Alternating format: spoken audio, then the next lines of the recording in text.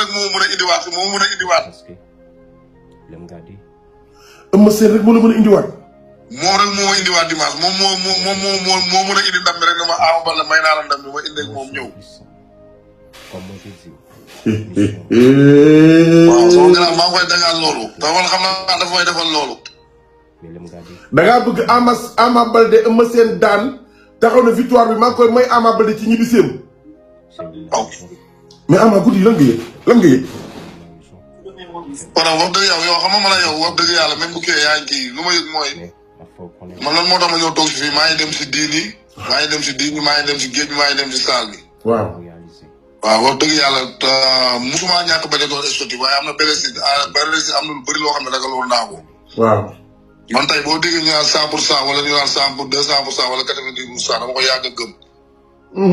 man boo gisee ñu ma doon ñaanal ñu may doxal combat ñëpp dañuy dox waaye dama mus a gëm ni mbër day contact mbër day entraînement mbër day kii.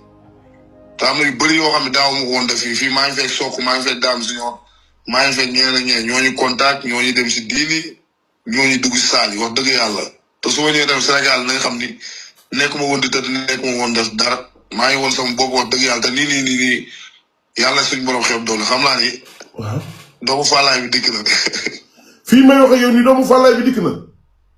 non xam nga tey ba ñoo yëpp sama supporter waaye am na combat yu ma doon resté yu bëree bëri.